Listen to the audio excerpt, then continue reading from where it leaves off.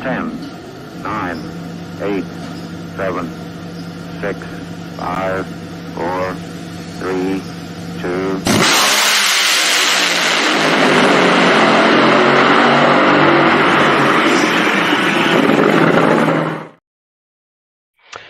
Hello there, drag racing fan. Lee Craft, Monday Morning Racer, a mobile Monday morning racer. I am in the great state of Alabama, not too far from Alabama International Dragway in Steele, Alabama. And sorry for the delay, was searching for some Wi-Fi, and usually Starbucks is a good bet for that, but did not work out this time at that particular Starbucks being in a Petro. But McDonald's, the Golden Arches, saves the day here on the road. Good to be chatting with each and every one of you. Dive into that comment section, hit the like button, let me know where you're watching from, and let me know what you're looking forward to this weekend in drag racing. And there is a lot going on, as usual, in the world of drag racing this weekend. Notably, a return to Route 66 and the national event there outside of Chi-Town. So glad that we're going back there, and we will be talking about that with our guests. We were to have Casey Kohler on, but we're going to have Tim Erdman on. He's instrumental in the NHRA financial department. He has also been instrumental in getting this national event up and running and back in the lineup of national events for the National Hot Rod Association and the Camping World Series. And then Tony Schumacher will be on the show. Plenty to talk about with him concerning 2023, going back to Chicago, where he's definitely had a lot of success. He's had a lot of success everywhere that we go to on the tour. Also, we do expect co-host Darren Williams Jr., American Hot Rod Entertainment, Competition Plus assistant editor, to be on later. He's had a hard day getting a lot of work in, and he will later on be right here on the show to yak it up with yours truly, Lee Craft, the Monday Morning Racer, concerning drag racing. Now, yes, Chicago, national event. That is this weekend, but it's not the only NHRA drag racing taking place. Remember, NHRA drag racing will be taking place all around this country and other countries, as people will be going to points meets at their local drag strip, and there'll be bracket racing, sportsman racing. But down in Texas, which is where I'm heading, instead of Chi-Town, Ennis, the Texas Motorplex, they play host to the Lone Star Nationals, as they are dubbing it. It is a double divisional, and it is a regional for the alcohol cars. So you will have on hand, I'm expecting, I haven't heard an entry list, but 400 plus cars competing there in Texas for what will effectively be 2 races in a row for classes such as Competition Eliminator, and a ton of money again on the line as they continue to earn points and continue to work towards the end of the season that Roger Brogdon has put up for, in particular, Competition Eliminator. So that race, that battle for the cash is definitely something to keep your eye out on throughout this year, as Competition Eliminator has over 30 cars entered, if I remember correctly, for just this particular Lone Star Nationals at the Texas Motorplex. And frankly, another battle that is shaping up is in Top Alcohol Dragster. Not that it's not happening in Top Alcohol Funny Car, but the battle will continue even though one participant won't be on the grounds for the Lone Star Nationals at the Texas Motorplex. If you remember, 2 weekends ago, Tony Stewart was able to win a regional that took place during the Cletus and Cars event at Lucas Oil Indianapolis Raceway Park. That win, 2-wide configuration, with making a final round at ZMAX, and with winning a national event for the 4-wide configuration there at Las Vegas, he moved second. He moved to second at the national points level, and is 1 point behind Julie Natus. Now, Tony is not going to be there at the Lone Star Nationals for this regional for the top alcohol cars down there at the Texas Motorplex. But Julie will be, and it is going to be fascinating to see after her performance at the Baby Gators and the Gator Nationals doubling up. She has gone out round 2, gone out semifinals, has not made a final round since, though competing in a national event and also competing in a regional. She made a final round, at ZMAX, but the way it stacked out points-wise, as if would have finished in the semifinals. So Julie's got an opportunity to continue that lead. And then when you get beyond, at this point right now in the season, Julie and Tony, there is a dip in the points for the national front running. And you do have individuals showing up at this regional at the Texas Motorplex, such as Jackie Frick and also Jasmine Salinas, that are looking to move forward, especially Jasmine. Her year has not gone according to plan at all, I would say, with like 4 national events and 1 regional, and is sitting 11th in points. So I firmly believe right now this year, some of the top stories, yes, there are spectacular stories at the Camping World level with Pro Stock Motorcycle, Pro Stock Funny Car, and also with Top Fuel. Throw in Pro Mod as well. I firmly think there are great storylines there, but Top Alcohol Dragster, I feel, has some of the best storylines right now, with Tony Stewart coming in the sport, and then you've got people that are tried and true competitors like a Jackie Frick. You've got Julie Natus in there, who is chomping at the bit to finally get a national championship. Randy Meyer backing her, it being a Randy Meyer dragster, adding to that total once again that he has already won, that his girls have won, and that others have won. So it is a fascinating year right now in Top Alcohol Dragster. And that's not even throwing in the defending champions and the people on the West Coast, and when they really start battling it out over there and how it all shapes up toward the end of the year. So I say keep your eye out on not only what comes across on NHRA.TV for the national event, but keep your eye on NHRA.TV and the YouTube channel for this Lone Star Nationals at Ennis at the Texas Motorplex, because I feel that the regional 2 weekends ago at Indianapolis, almost a microcosm, if you will, of what very well could be your champions and the people participating for the national championship at the end of the year. This one is critical of who comes out on top. Drag Racing Central, he chimes in and says, if Tony wins the championship while he's a great talent, he does kind of make the sport look easy. I completely disagree, and I think that is a rather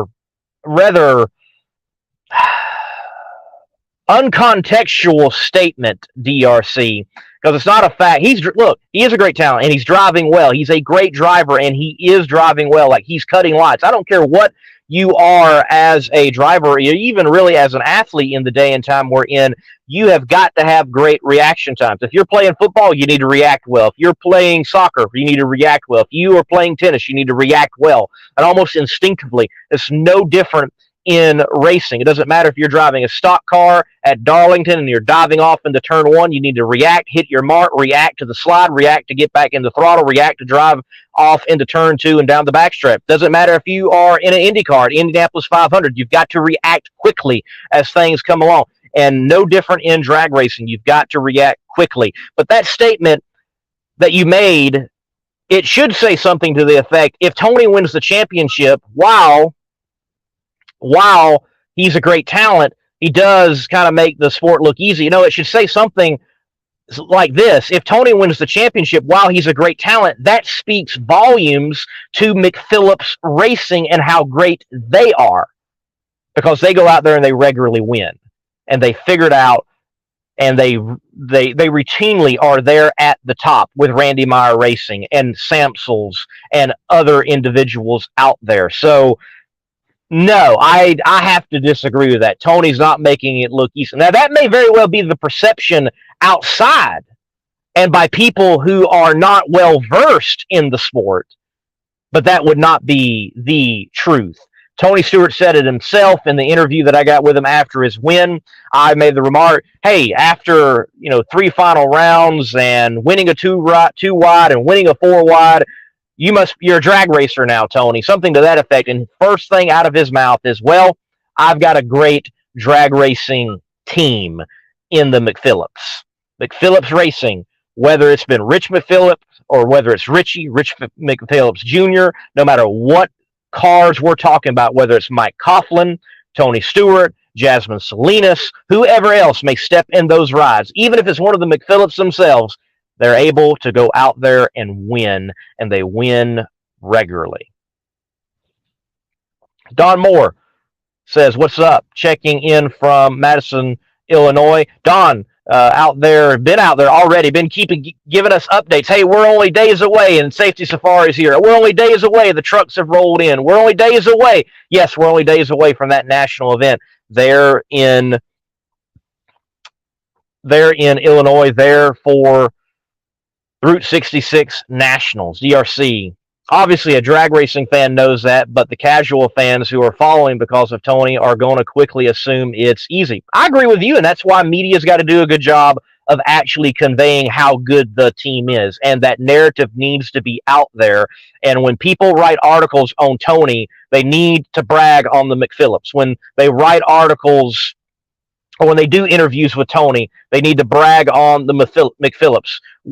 As drag racing fans, when we're in the forums, we need to brag on the McPhillips. Again, don't take anything away from Tony. He's been driving exceptionally well, but people also need to hear of that name McPhillips and understand that when you're talking about in the top alcohol division of the dragster ranks, we are talking about a team that is a caliber of any top team in top fuel in that world. So if, at one day in time, you would have said, oh, Don Schumacher Racing, if I can equate to Randy Meyer Racing, then McPhillips Racing could be equated to like John Force Racing. It's top tier.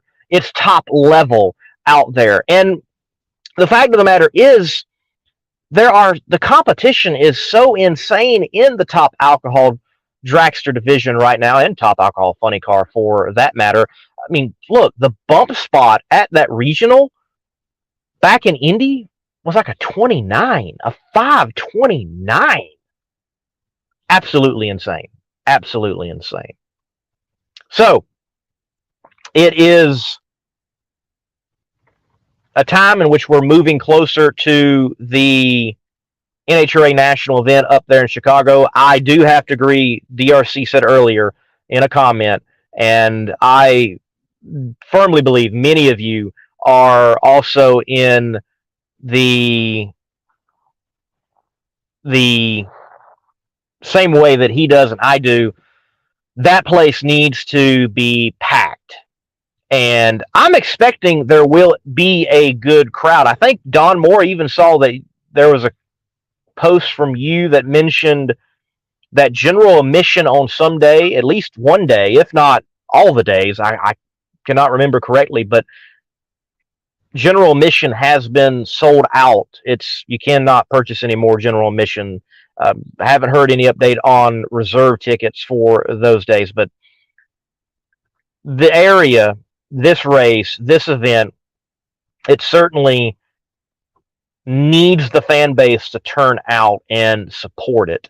I'm looking forward later on when we talk to Tim Erdeman and what he's got to say to us concerning getting the national event back in play, because last year they held a regional, and that regional was well attended for what? A regional. Sadly, a lot of NHRA fans don't know or don't seem to care what's happening at a regional, though you can go see currently the quickest and fastest cars in the quarter mile, top alcohol funny car and top alcohol dragster at those events, along with many other sportsman cars and classes that are great to watch and view and enjoy as a drag race. But that was very well attended, and it honestly spurred on, it lit the spark, if you will, to get back the national event at Route 66. Wow, the battle in Top Fuel at Route 66 is going to be a tough one. It's tough no matter what. Antron Brown, he's known for saying the first round is a final and the second round is a final, that there are no give-me's in Top Fuel right now, and there are going to be no give-me's there in Chicago, and it starts in qualifying.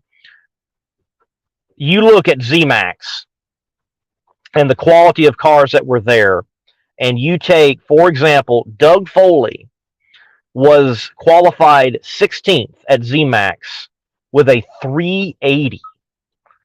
You go and look at now Chicago, and we've got individuals like, well, Doug Foley's going to be there. We also have individuals such as Will Smith with the Larry Dixon, Tony Shortall tuned ride. You have other top fuelers showing up. It is going to be a wild time in qualifying for sure there at Route 66 for that national event.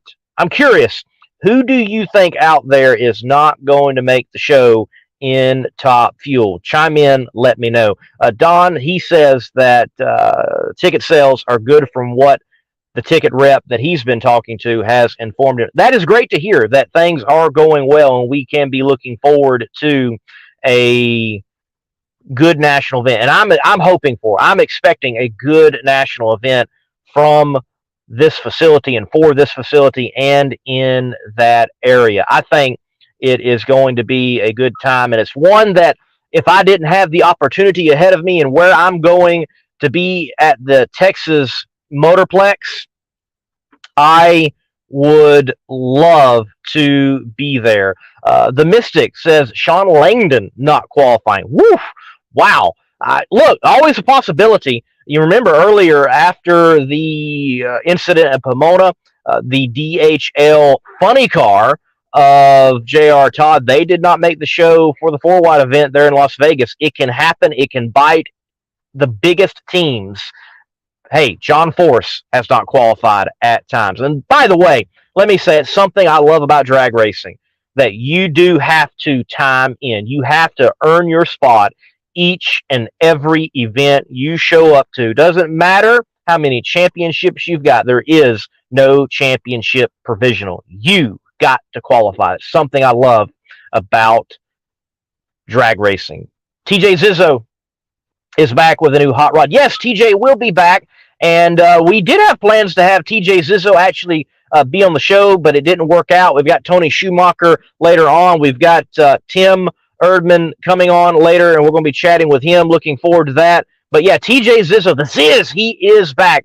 TJ is such a good character in the sport of drag racing, especially Top Fuel. I would love to see TJ and that team run the full schedule, but they are extremely busy with the body shop that they have. And let me say, when we talk about body shop, we're not talking about just doing your insurance jobs. No, we're talking about quality, high-end work done in that family body shop. And they do a phenomenal job. And they do a phenomenal job as well when they come out to race at a national event. And he is a driver that I am surprised that he is an individual that doesn't have a national event win.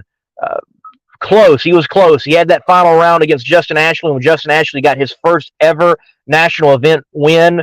They wrapped it up in qualifying there at the U.S. Nationals. I'm pulling for TJ Zizzo. Such a cool guy, and hope they make the show, and then I hope that they do perform well. And what a fascinating, what a wonderful story that would be, that TJ Zizzo, basically his hometown, would do well there. And, hey, possibly even come away with a win. Andrew says he thinks Clay will not make the show. Oh, wow. Man, that would be a tough one. That would be a tough one. That would be tough to see Clay not make it. But again, Marchbank's experience says Alexis will win in Chicago. All right, all right. Will Smith sadly missed the show. DRC possibility, but Tony Shortall, Larry Dixon, they worked on that car. They think it's even performing better than what it was there at the U.S. Nationals. They proved that in the licensing with Cody Crone. So they are looking forward to getting out there and seeing what the car can do. Well, look, folks, we're going to take a break. Right after the break, we're going to bring on Tim and chat with him concerning this national event coming up and what it has all taken to get back to Route 66. Right after this word from, and I think it's fitting because Old World Industries is up there in that part of the country, we will take a break with Peak right here on the Competition Plus Power Hour. If you want to take your vehicle's performance to new heights, you got to give it Peak. Like our original equipment technology, antifreeze, and coolant, our formulas match the vehicle manufacturer's technology requirements so that we have the perfect match for every vehicle. That's one reason why Peak is among the fastest growing brands of coolant in America. We work harder to earn the trust of people like you every day.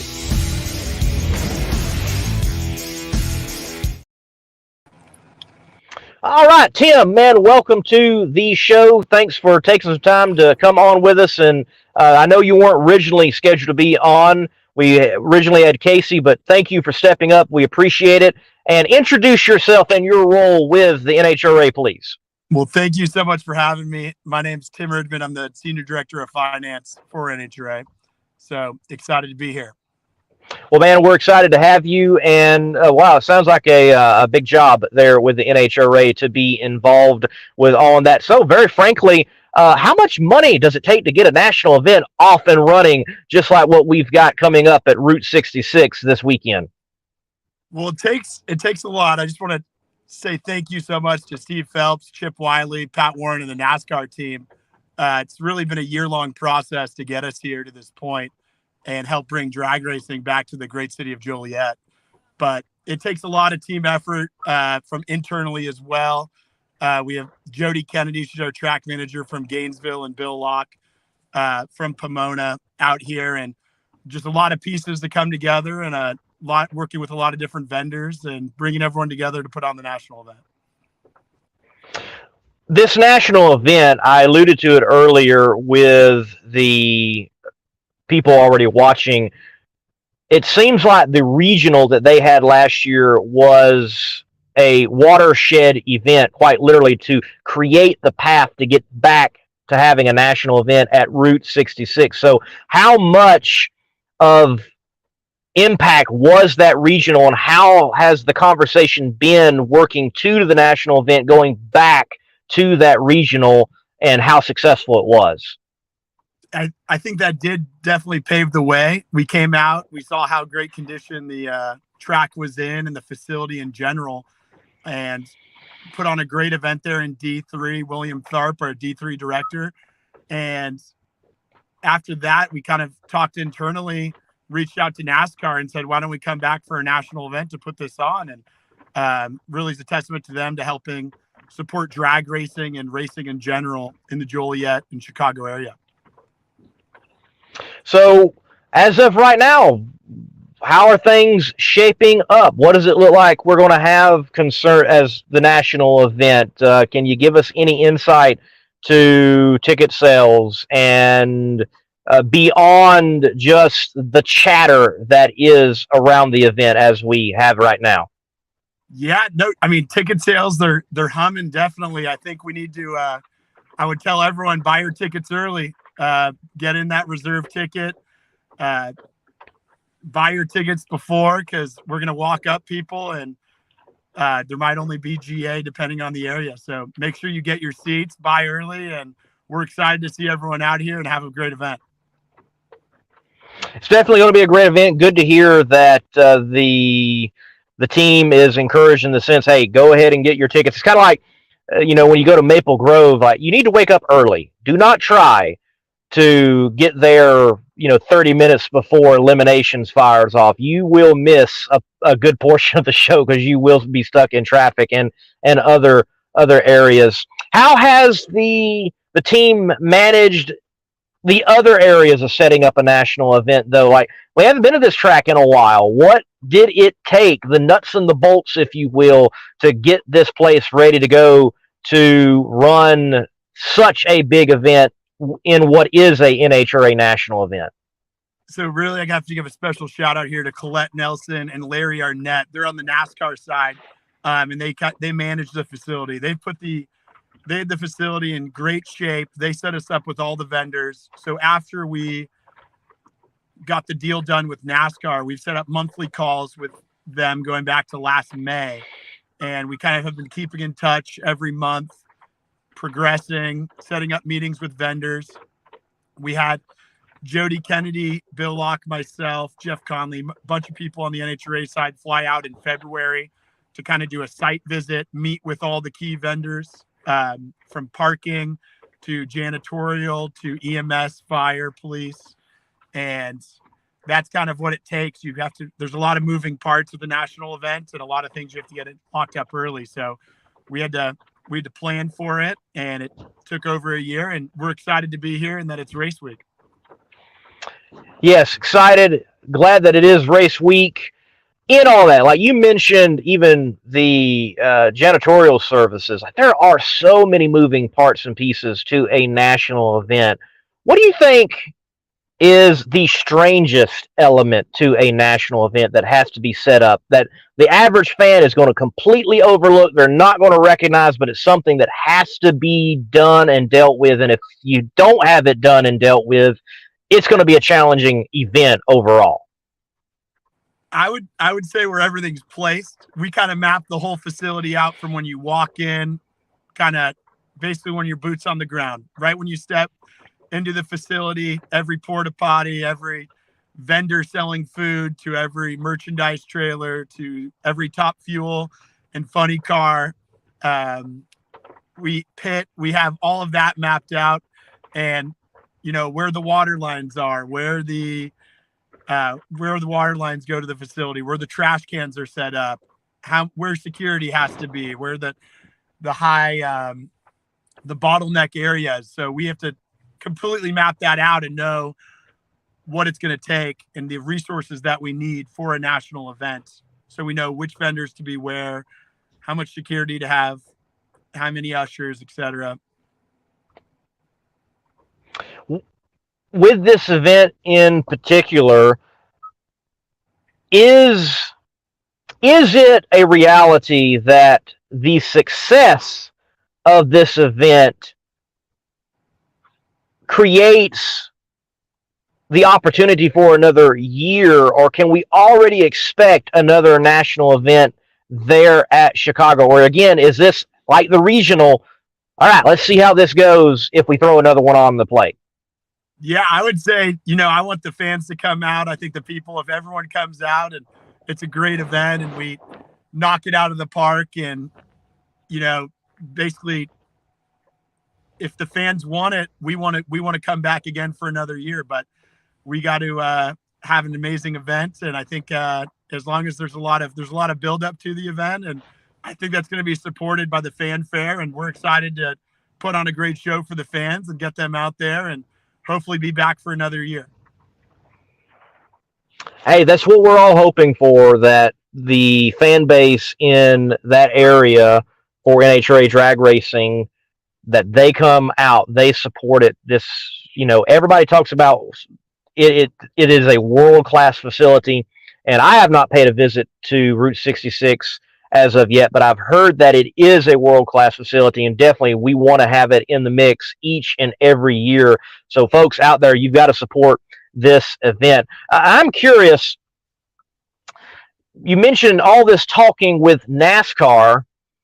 Well, what is that like? What's the team like over there? And any insight on possibly any other conversations with NASCAR as a big of a player they are in the motorsports world? Anything else possibly worked out? Nothing else that I can speak to or know of at this point, but the team at NASCAR has been great. I mean, they want to support racing throughout the U.S., and they've been more than supportive on this, getting the agreement done. It was quick, pen to paper, kind of how can they support us? What does the event look like? And they've just been super helpful the entire way through the monthly calls with the team, with Pat Warren, Tyler Clement, Colette Nelson, Larry. They've been super helpful. Steve Phelps and Chip Wiley kind of set it off with the contract and getting us started with the event, but the monthly calls and everything, they've made it so great to work with and kind of brought it in as a team. We're all one team there. We all want the event to be a success. We all want sponsors and fans to have a great time there. So everyone's come together. The facility's in great shape. They've kept it in amazing shape throughout COVID and throughout the pandemic. And we're excited to bring fans back for the first time since 2019. And bringing back racing in a big way. Again, last year, the regional, this professional level national event with all the cars and the stars of NHRA Camping World drag racing. This, I imagine, is a big boost to the area for its totality in motorsports, because there's a dirt track not too far. You've got the big NASCAR track not too far. And the drag strip is a buzz where those other facilities are dormant or have little to no racing whatsoever. Do you feel a sense that possibly the NHRA can be the spear of the tip to bring motorsports back to Joliet and it be at full song, burning and running on all 8 cylinders? I can't speak to anything outside this national event, but my hope is that all the racers come out, from our sportsman racers, who are the true backbone of the sport, up to our Top Fuel and Funny Car, Pro Stock motorcycle professional drivers, and all of those in between. I think if we bring a bunch of fanfare and we bring the backbone of the community out, I think they'll have a lot to say for motorsports in general in the area. Definitely, for sure, Tim. Well, Tim, look, last question for you. Thank you for taking the time to give us some insight on the national event. It's being set up and the expectations on its success from the NHRA side. How the heck did you get where you are with the NHRA? So I came over in 2019 as a finance manager or business manager and have worked my way up to senior director of finance, but have a background in public accounting, and I've always wanted to break into sports finance. I always worked on sports clients. So once they had an open position, I just wanted to break in and love cars, and have always been a dream of mine. I went to Pomona Winter Nationals when I was 8 years old, and I always wanted to break back into it. So I'm excited to be here and glad to be part of the sport. Tim, that's cool to hear. Glad you're able to work out and live out a dream, as many of us are doing. Tim, good to chat with you. Look forward to seeing you at the track sometime. Enjoy the national event up there at Route 66. Thank you so much. Appreciate your time. Thank you, Tim. All right, folks, we're going to take a break, and right after the break, we've got Darren Williams Jr. He is in, Competition Plus assistant editor. We'll chat with him as we await for Tony Schumacher to roll into the green room and speak with that living legend of drag racing in the Top Fuel ranks. This break will be a look at Weldon High Performance. Weldon High Performance, they literally pump this show, but they can pump whatever racing application you have with their superior pumps. And by the way, they make aircraft pumps, and you definitely don't want to pump failing in the air. If they can do that, they can definitely keep you pumped up all the way down the quarter mile, the 8th mile, the 10th mile, whatever mile, wherever you're racing.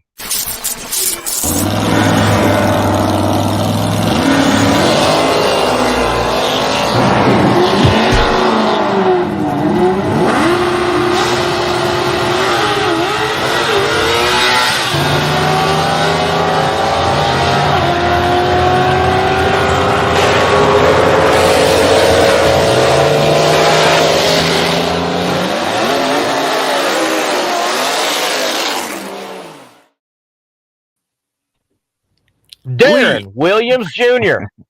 How's it going, man?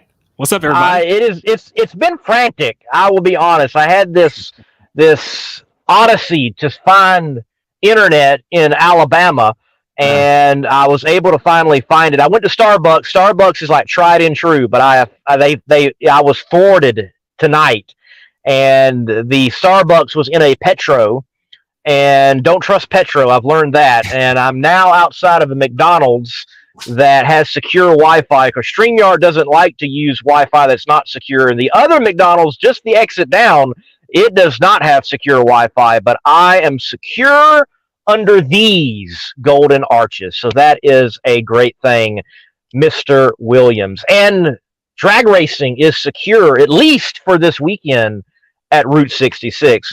Man, you've got to be excited about it. What do you think are some of the top moments for that track? It may have very well the top moment for Top Fuel in particular. Man, you talk about it. 2000. Well, okay. So that now that you mentioned that, right? Stay tuned to American Hot Rod Entertainment YouTube and Facebook, because I'm gonna go full circle with this video. I'm gonna break it all down. But we got Tony Schumacher in the green room, and he knows all about this, because 2003, Doug Coletta, 442.8. The following year, 442.0. If only he could have backed it up. If he could have backed it up, who knows what happened with the run? Who knows? But he didn't back it up. And Tony Schumacher, 442.8 with the run, wins the championship. I mean, who would have known that run would have played a part in the championship just a few years later? Who would have known? I mean, it's crazy. Wild, for sure. Chicago has had some big moments in drag racing, and not to mention I really think before ZMAX came along, like, it was the facility. It was the Bellagio. It set a standard for drag racing facilities. So it's good that we're rolling back into that place. And you got to remember, John Forrest passed Bob Glenn for the most wins all time in Chicago. Kenny Bernstein was the first into the 440s at 90%. Not the first one to go 440s, but the first at 90% with that 447 in 2001. So a lot of great history. We talk about 2003, that qualifying session on Saturday, killer day in 2003. So Chicago, man. And hey, back in the day when they ran Chicago in May, you got that cool Midwest air, and they were flying. We're back in May this year, and the conditions are looking really good this weekend. So, hey, we could see some low 360s, some low 380s in funny car. I can't wait. Possibly. Could we see that 300 in the 8th fall finally? I just wish we had 4 sessions, though, man. If we have 4, I mean, like, that would just be so great. With only 3, and then there's no night session either. I was like, man, if we just got 4 sessions in a night session, it would have been killer. But we'll see. You know, these crew chiefs are great. They know how to make these cars run. So we'll see what happens. How good is it with the negative spin that so many want to have that we're losing tracks? And we are losing tracks. That's a reality. Mm-hmm. That we are going back to a track that many wrote off, said it's done, we're not going back, it will be overtaken by nature, and we're going to lose it. But no, we're going back. Regional last year, national event this year, and already hearing that it's probably going to be a success. Nah, you got to give a shout out to, Tim Erdman, who was just on the show. Great interview by you. First off, I got to say, but you got to give a big shout out to him and the whole NHRA staff for, sticking with it and not letting Chicago go away. Like you said, we've lost Phoenix, we've lost Atlanta, we've lost Houston, we've lost Englishtown. But for NHRA to say, hey, no, and it's a track that's owned by NASCAR, for them to say, hey, no, we want to come back to Chicago.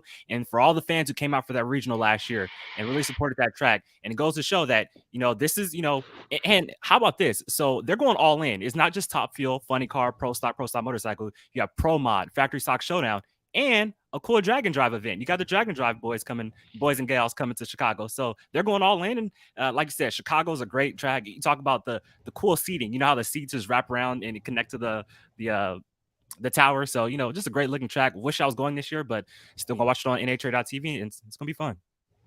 The Pro Stock All-Star Call-Out will take place there at Chicago as well. So Chicago's getting some love, and I mean, other than I believe the alcohol cars themselves, what a full lineup there is.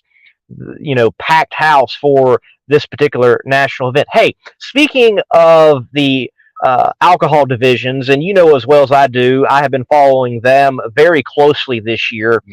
Dude, how wild is it that for the national standings right now, Julie Natus and Tony Stewart are separated 1 and 2 by 1 point. Before we talk about that, who are you rooting for in that battle right there? Just asking. I am rooting for drag racing. That was a good answer. That was a good answer. No, I'll tell you what, alcohol dragster and alcohol funny car too, very underrated. You talk about some of the best battles, great racing, nice young stars. These are up and coming stars who are going to be in Top Fuel and Funny Car one day. So they're putting on a show. You got great young talent, Cody Crone, Julie Natus, Tony Stewart coming in, Hunter Green, just so many great, such great talent in Top Alcohol Dragster and Top Alcohol Funny Car. And they've been putting on great racing so far this year. And man, it's been wild. It has been wild, and it's going to continue to develop. Tony's not racing this weekend. I believe the only regional is down there at the Texas Motorplex. So certainly an opportunity for Julie to advance the points lead, put a gap. But Jackie Frick's there, Jasmine Salinas is there, and you never know in the competition who might jump up that we're not naming. Going to be fascinating to see. And what a big event it was for Brian Howe. You've got Sean Bellemere there going to a final round, but everybody keeping pace with Brian Howe getting a win at that regional that was at Indy. So, folks, again, gotta remind you, keep your eye out on the top alcohol classes. Great competition. Hey, but I'll tell you what, Sean Bellemere, I mean, start off the year a little slow, but, Killer B, Steve Boggs and Bartone and Bellemere, they're coming on strong, man. That's back-to-back finals right there. One Charlotte, gets to the final round of the regional. So, I mean, they're coming on strong. And let me ask you this too, Lee. So we talk about the return of Chicago. And as we all know, Chicago used to have 2 races back in the day. They had a spring race and a fall race. Well, you're going to Dallas this weekend. Dallas also, for a short period of time, had a spring race and a fall race, mostly the fall race. But this is called the Lone Star Nationals, which the spring race was called back in the day, if I remember correctly. Do you think this could be maybe a test to maybe bring a second national event back to Dallas with Houston gone and other tracks gone maybe next year? Maybe see 2 Dallas races? It's possible. I have noticed that this event, the Texas Motorplex has been doing, I think, for it being a double divisional and a regional, a good job of attempting to promote this event. They've had flyers and the information. They've been posting on their social media, from Twitter to Instagram to Facebook, and doing more than what most tracks I see do to promote a regional or divisional or a double divisional. So they are certainly promoting this event for fans to come, attend, and experience. I mean, even me being there and my involvement in the way that it's going to be, I think there may very well be a play. There might be a way to look at the formula, if you will. Hey, how do you do at your regionals? How do you promote that? And if you do well with that, you just might get a national event. That might be something the NHRA is even toying and playing with right now, if not for the future. And it may be a good way to do such a thing to get a track to have a national event. Yeah. Yeah. I mean, like I said, I know that you've told me plenty of times that the crews and the teams, they want a more condensed schedule. But it seems like NHRA kind of, wants maybe I'll say 20, 21 races or something like that. So can we see, like I said, with a few of these tracks closing, could we see maybe some tracks, and I know we talked about also all tracks only get 1 race, but can we see some tracks now get 2 races because of, some of the tracks we've lost, over the past couple of years? So just a thought. Until we have some of the tracks built that are out there on the dream list, if you will, the rumor list, we bought the land, but we got to get funding list. Yeah. Until we see some of those come into play, we may very well see more tracks having 2 events. And am I the biggest fan of that? Honestly, no. I mean, as great as the Stampede of Speed is, there's a whole lot of aluminum at the Texas Motorplex, and it is not packed on Sundays. So there's work to do there to even get the Texas Motorplex's Stampede of Speed on all its days fully attended, or very well attended, if you will. But that may be what has to be done if the NHRA has somewhat of a quota with the Camping World Series to be 20 and above in the amount of races. That might be the case. Hey, Darren, are you able to hit the 1s and 2s? Did you log in that way? I did. Give me 1 second because I'm not using my mouse. But yes, I can do that. Okay, cool. Well, how about we get Tony in here? I know he's back there waiting in the green room, and I'm on my cell phone. It's a little easier for you, but let's get one of the greats on here, the Competition Plus Power Hour. You want to go commercial first, then Tony, or just let's bring him right on? Commercial. All right, let's do it. Cool.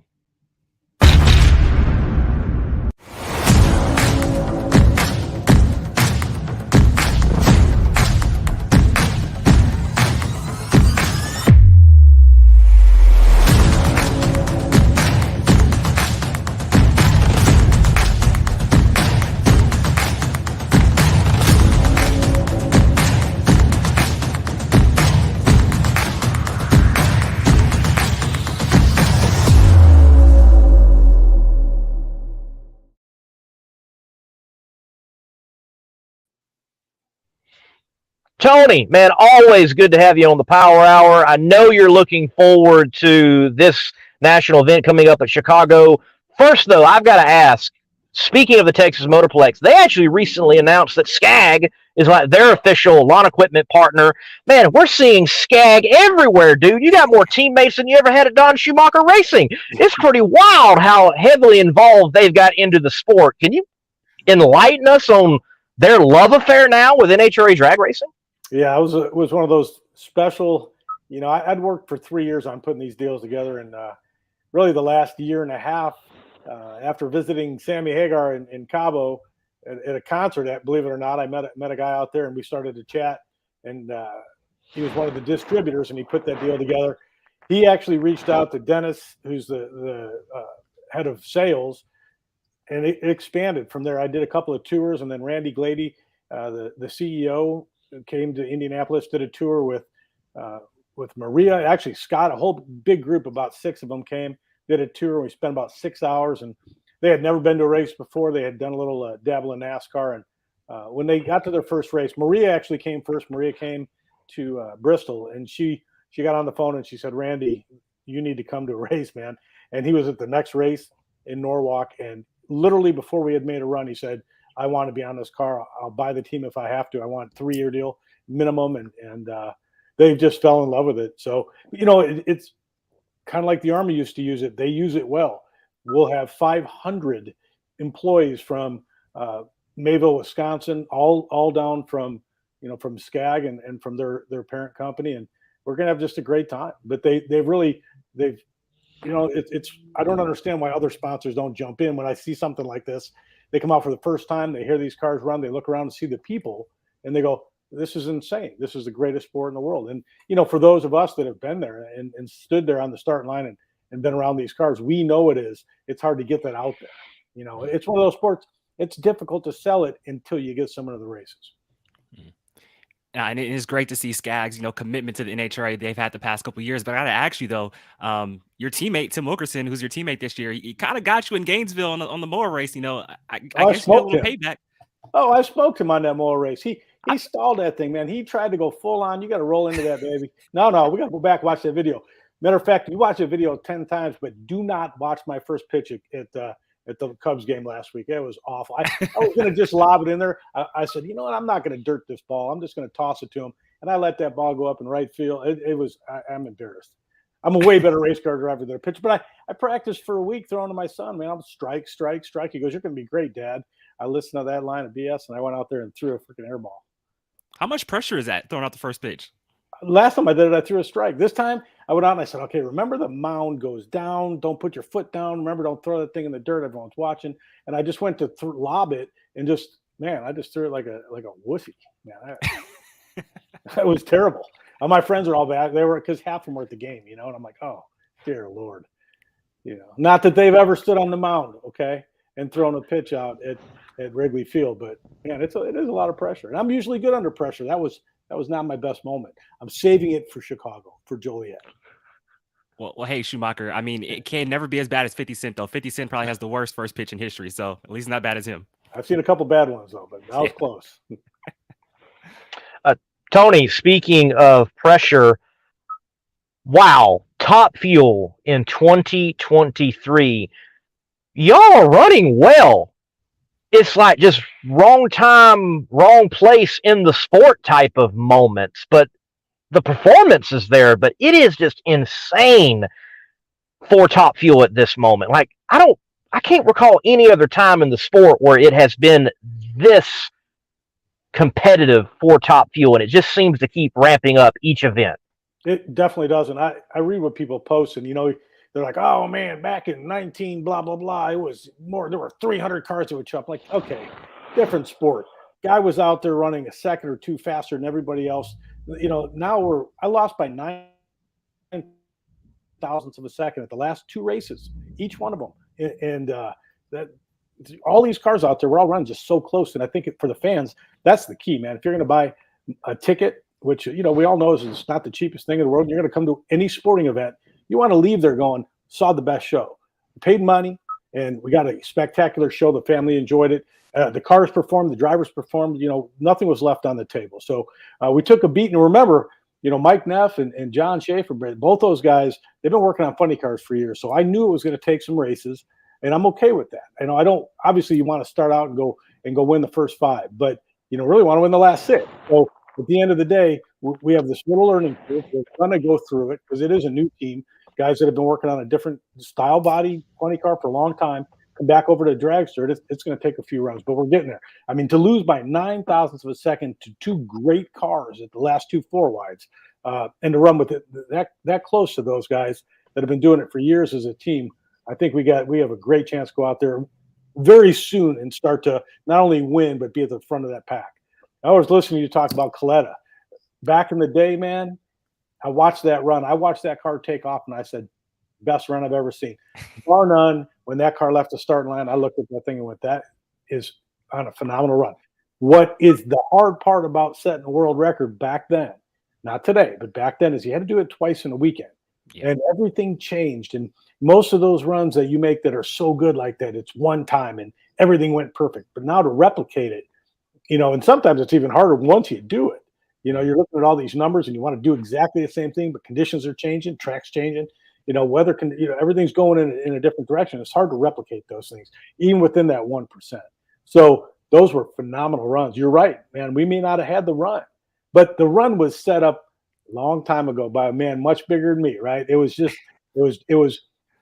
those cards, everything was written, and I just had to get in the seat and do my job, because that was a monumental moment that didn't come from the last run of the season. It came from being so bad the early part of the season and needing that performance at the right time with the right group of people, the right conditions, and the right track at the exact moment. And you mentioned that, so having to do it twice back in the day, what's heartbreaking for Coletta is that on that 442.0 run, he needed a 446.4 to back it up. He ran 446.5 in the semifinals. He missed it by 1,000th of a second. That's just crazy.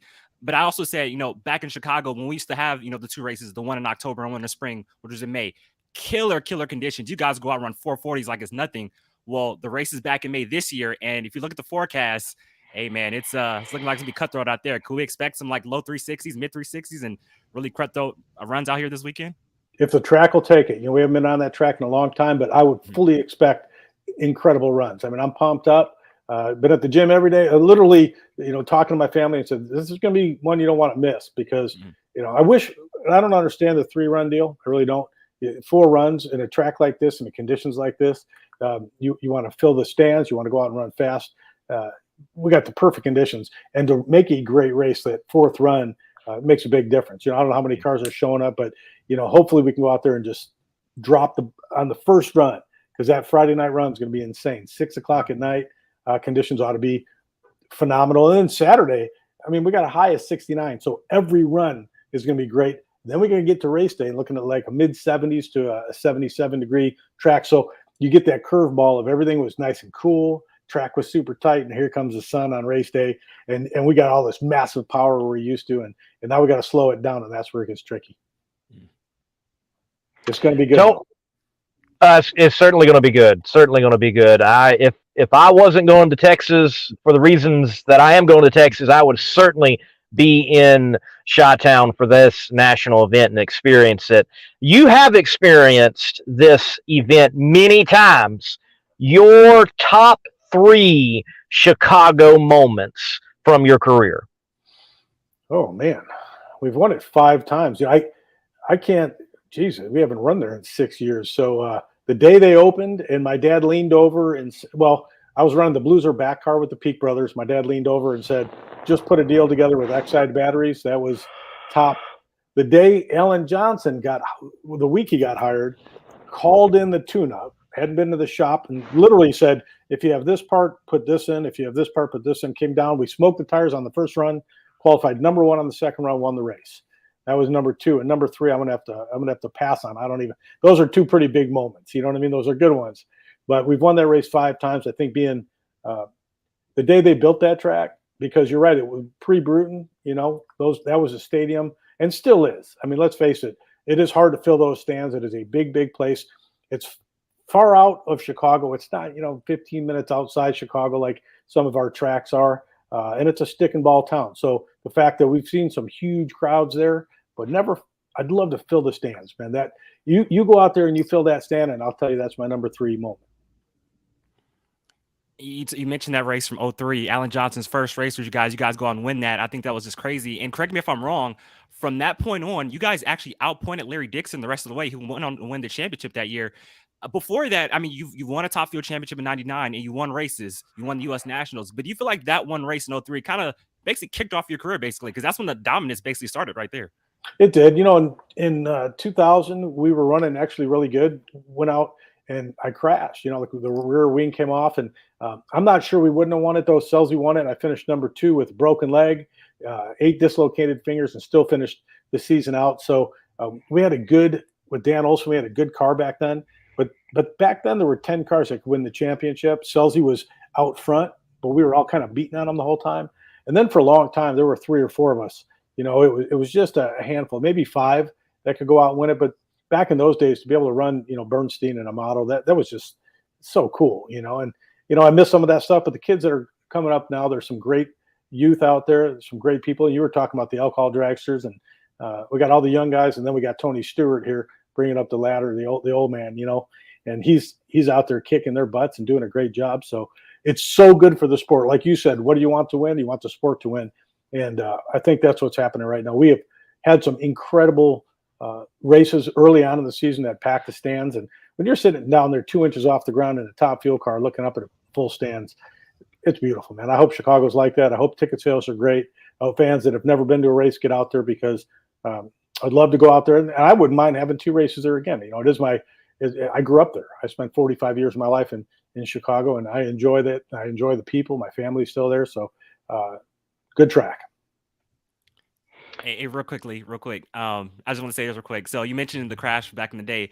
Do you remember Chicago 2012 when you had that massive explosion in the first round? And then Gary Gerald in the interview, he goes, "Is that one of the worst explosions you ever had?" And you go, "Did you see Memphis?" He's like, "Did you see Memphis?" So I thought that was funny. Yeah, I've blown some up. The biggest explosions I've had, literally, I think we had one in Phoenix and one in Indy. The 2 worst I've ever had were broken camshafts, and you got to visualize what's happening there. That thing's wearing clutch, and then it just stops, and it grabs that clutch. It slams the car off the ground, blows it into the air. It's just abusive. And, I've had some pretty violent ones in those cars, and they're nasty, but I'll tell you what, I wouldn't trade it for a day job ever. I picture myself sitting at a desk every now and again, and I'm just like, make it happen. No way. I'll take a blow. I don't want to blow up. I don't want to be on fire. I don't want any of that stuff. But you know what? It's the risk that comes with the reward, and it's a gift to be able to drive those cars.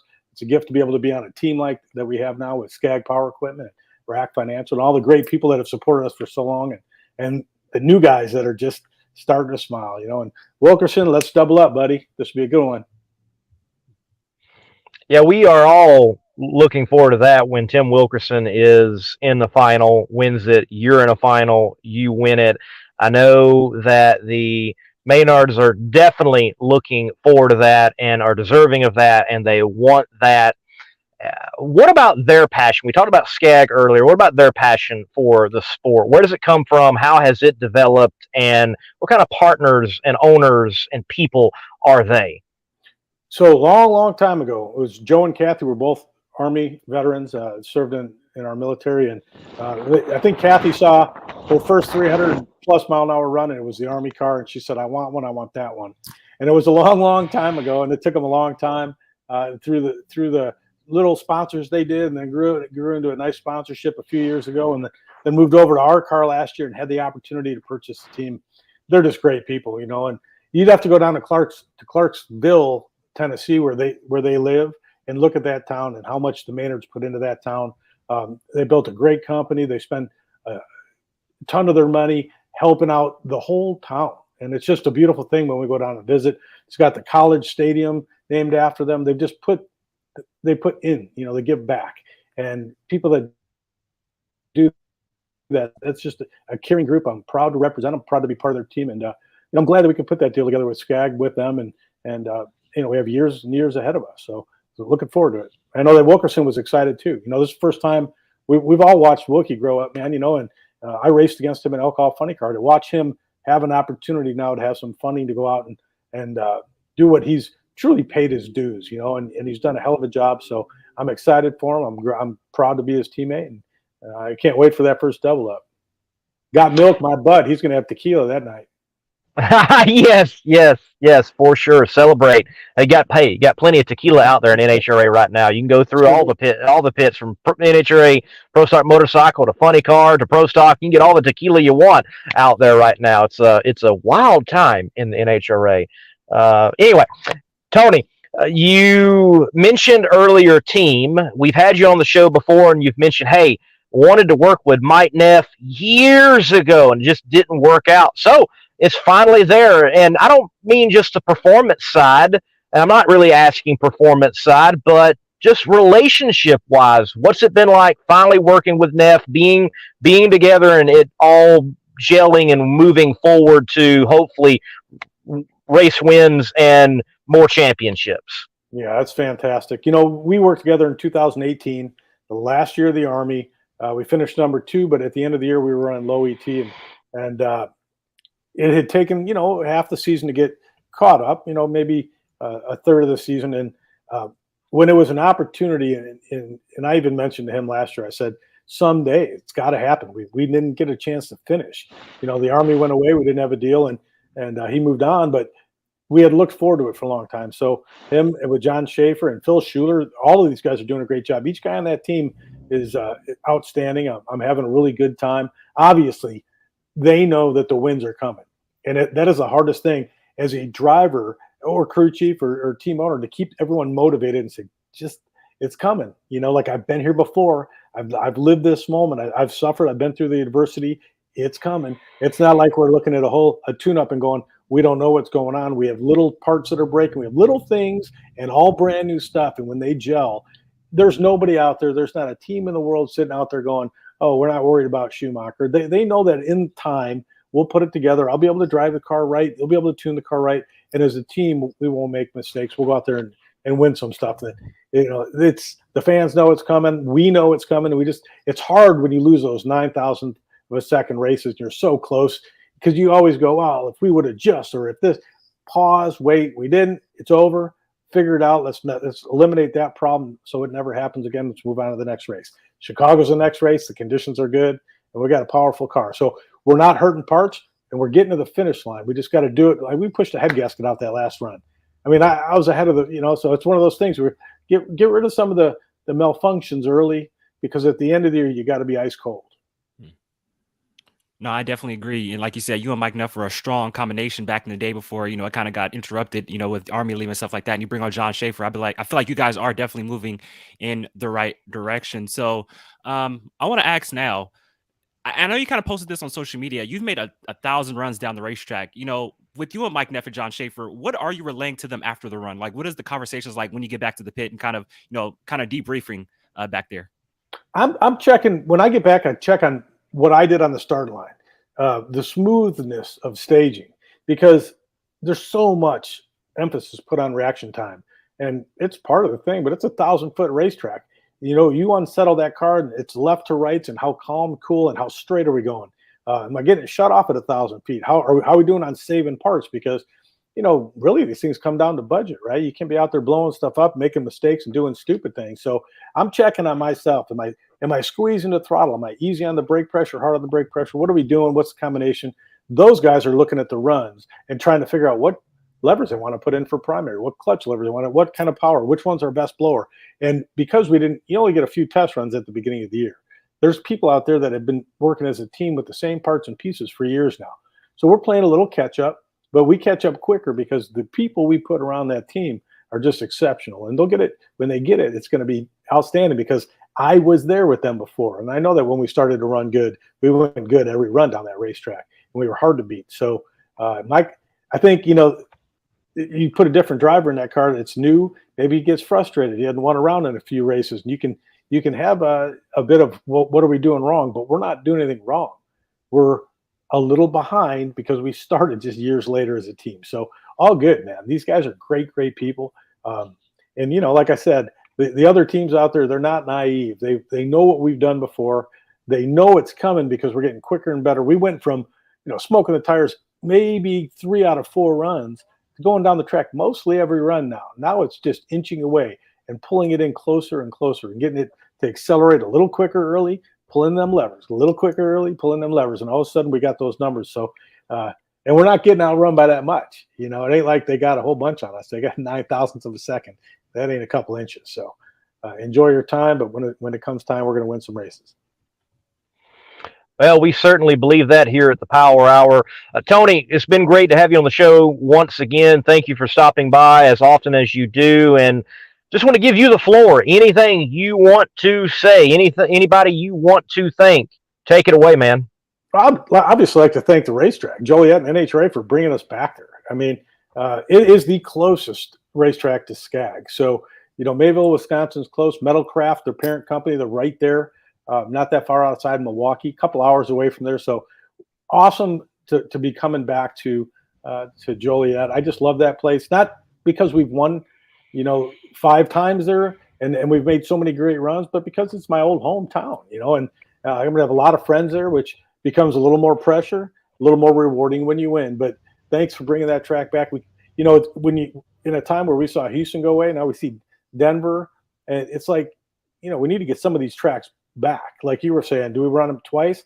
There's some great tracks out there. We've heard of Oklahoma. We've heard of Omaha. There's a whole bunch of tracks we know are out there. Virginia is a great racetrack. Where'd it go? So let's thanks for one at a time. But that's a great one to bring it back. If we can run there twice, let's do it. There's a lot of tracks I'd like to run twice. I'd like to run Bristol twice. I'd like to run Bristol. We ran Indy 9 times one year. Let's do Bristol. Hey, we've won it 5 or 6 times, but it is an awesome track. When you stand at the starting line and you look up at those stands, it's just a big place. The NASCAR track off to the left, it's beautiful. It's just so get some of them big tracks. Sonoma. Hey, you want to find out how to fill the stands? Call the Sonoma racetrack and say, what are you guys doing in marketing? Because when I'm sitting there, it's full. And that's a huge stadium. So if you can fill up one place, what are they doing? What are they doing different? Start asking those questions. Let's get some marketing dollars put into this thing and fill those stands, because we did it in Phoenix. We did it in Gainesville. There's tracks out there that can do it. And if some can do it, the rest can do it. We just got to figure out the avenue to take. No, I tell you what, I'm from Southern California. Pomona, it's getting better at Pomona, obviously, but I go up to Sonoma all the time, and the Northern California fans, they just pack that place, and it's great, and great racing. You see low ETs, top mile per hour. It's great. And just going back on Bristol. Oh, shoot. Excuse me. I'm so excited right now. Going back to Bristol, I'm like, why isn't Bristol a night race at least? Let's go back in the day when we used to go to Topeka or St. Louis at night. Let's put Bristol on a night or something like that. So I'm just kind of, add some flavor to the schedule. Put the Charlotte 4 Wide in the countdown. Let's switch it up a little bit. I don't know. This is my opinion. Bristol gets hot, man. I tell you what. But that being said, we're really good when it's hot. We've won that race so many times. So I like your idea, but let's put it in a different track. Because the uncomfortable tracks where you can barely sit in a car, you're so hot, you're sweating, we're good at those. You look at the history of our history. We've dominated in some of those tracks with different crew chiefs. Man, it doesn't bother me to have to pedal a car to keep it straight. I think when it comes down to the driving part, that's important. People can hit the tree faster than me. Good for them. But you also have to be able to drive the car, and that's important. And when you have the hot conditions where it's uncomfortable, and the crew chiefs have to make really hard decisions on how to slip that car down there, and 3 out of 4 runs or 2 out of 4 runs, you're going to spin the tires and you got to win anyways. Those are great races. That's the one I would pay money to watch. The best races in the final. One of the top 5 that they post on NHRA was Bernstein and Selzy smoking the tires. Nothing like them two smoking the tires just past the Christmas tree. That is just a cowboy up moment. You know, you got to stop a car making 12,000 horsepower. Start it, stop it, start it, stop it. It's awesome. And somebody's going to win that, you know, and those are the ones that are real special. And that's what separates those championships. Hey, Schumacher, now that you mention that, and I might sound like a big noob when I ask this, does pulling the brake still come into play? And if not, when did that kind of go away? Mike Dunn used to do it all the time. There's some drivers that I think still do it. I never touch the brake. Okay. You know, me and Mike Dunn used to battle. Matter of fact, my first race was Indianapolis. We all know that, right? First round, we lose Blaine. I have a single. Second round, I hit the gas. Dixon, I'm racing Larry Dixon, and his fuel line falls off, and I win. So I'm third round against Mike Dunn. Well, hello, this guy's one of the best, right? The Mopar car. We both hit the gas. You got to show this video because the car goes 10 feet past the tree, smokes the tires. He pulls the brake, and I pedal it. And I beat it. He blows the blower off of it. I believe that pulling the brake slows the car down, and you can, you know, slows the tire movement down. I just never did it. It was one of those things where I was always off of it. My foot came off it long before I could ever grab the brake. Mm. Some people grab the brake, and they did that from years of driving other cars along the way. I was never in a car that needed to pull the brake, so it just wasn't the way I learned it. So I don't know if other people are doing it. Could be.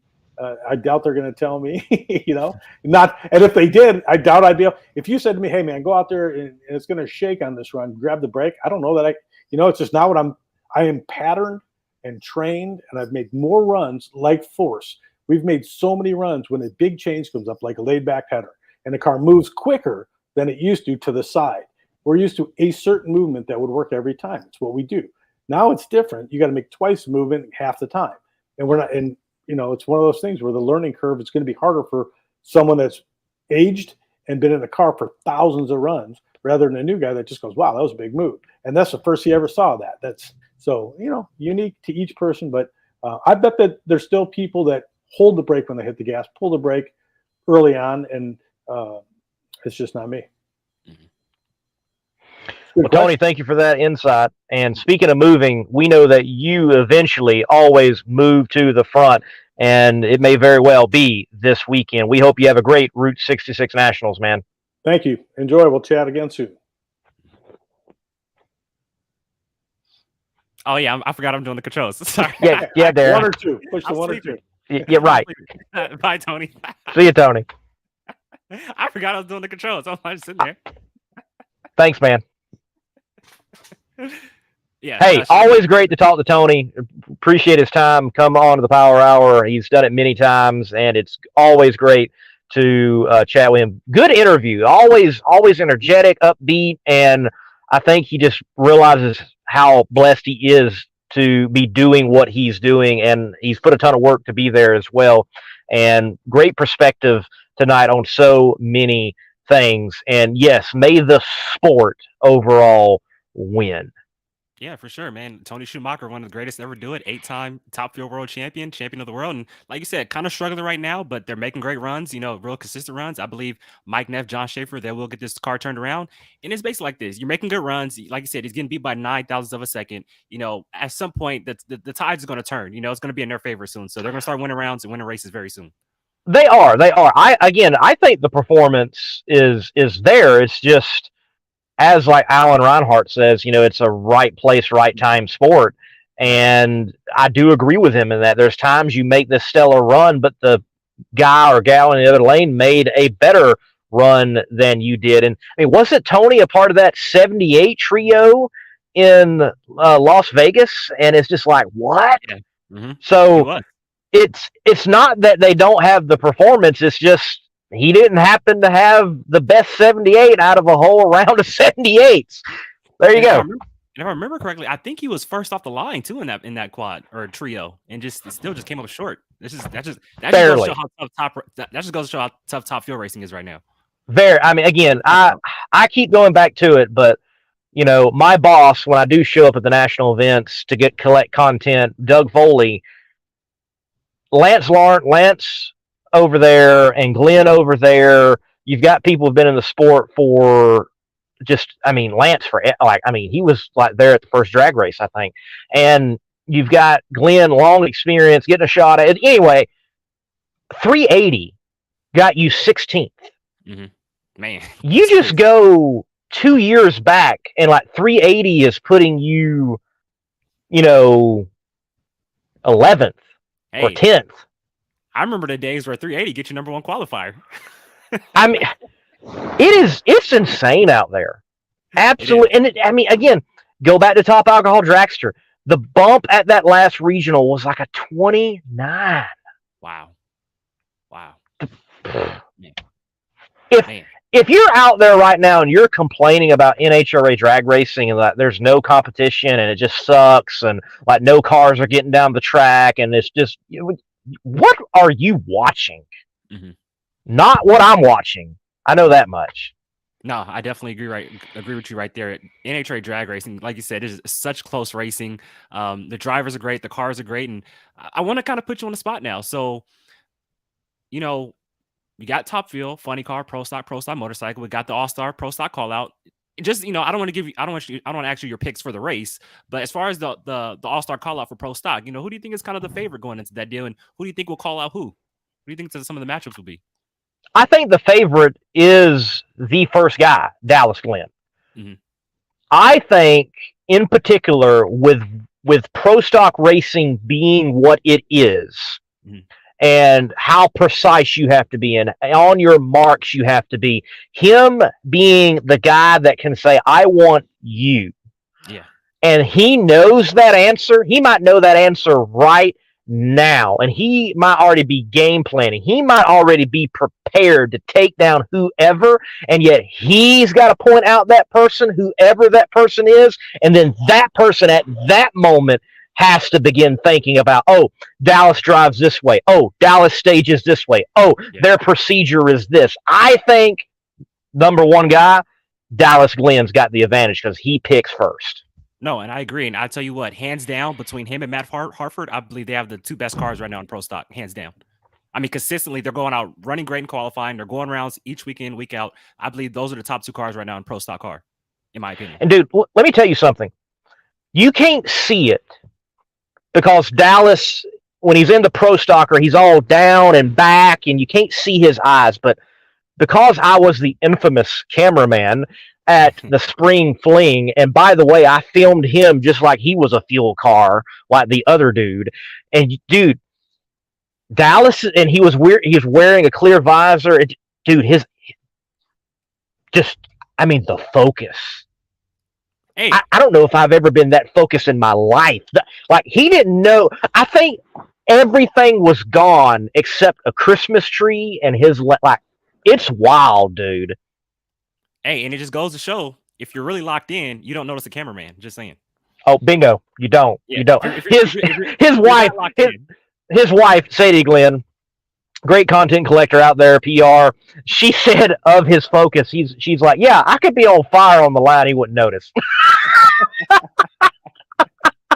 The man, just just amazing focus that he can get himself into, and that is why we have dubbed him Double O Dallas. He just can't stay inside the NHRA. That's it. Nor can Kyle Koretsky. I'm gonna post that soon. Actually, You gotta post it. That was funny. And it needs post the full version and add in the the bleep, the wah wah. Yeah. I'm gonna do that. That's coming soon. Yeah. Also coming soon too. So we kind of talked about it with Tony Schumacher, but dropping on the channel probably within the next couple of days before the national event kicks off. It is technically the 20th anniversary of that 442 run. So I'm gonna go. It's not going to be a super long video, but it's basically just going to detail kind of like the lead up to the run and how we always talk about it from Tony Schumacher's perspective, but we never talk about it from Doug Coletta's perspective. So stay tuned for that video coming soon. Oh, if you want some perspective, I can reach out to some folks. I know some folks that got some perspective on it. Okay. Yeah. Okay. Yeah. Who you talking? Like who? Who you talking? He's a current crew chief out there in the funny car world. Okay. Yeah. Okay. What's his connection? Or should we talk about this off air? Should we talk about this off air? Yeah, we can talk about this off air. Yeah. Okay. Sounds good. Yeah, we can do that. Yeah, we can do that. Oh, you can get some perspective. Okay. All right, I got you. Yeah, let's do it. Cool, let's do it. And by the way, let's do this. Let's wrap up the show because man, I got still several hundred miles ahead of me, and I need to get to Texas tomorrow. Good to see you, everyone in the chat. Thank you for chatting and commenting and liking. This has been the Competition Plus Power Hour. Yours truly, Lee Craft, the Monday Morning Racer, and that guy next to me, he can take it away. Yeah, I mean, I'm sorry for botching the end of the Tony Schumacher interview. I forgot what I was doing the controls, but thank you guys all for tuning in to this special edition of the Competition Plus Power Hour Tuesday nights. You already know what it is. I'm Darren Williams Jr. and catch you guys next week. Good night, everybody. Get your CompetitionPlus.com apparel today. Whether it's our nitro-burning funny car design or the vibrant door slammer design, we have the swag to show you are always in the know. Get yourself a hat too. And we know not everyone enjoys wearing a mask, but if you must wear one, at least wear a good-looking one. Check out the new CompetitionPlusApparel.com for the latest from the place where you have trusted for your news on the internet for over 2 decades.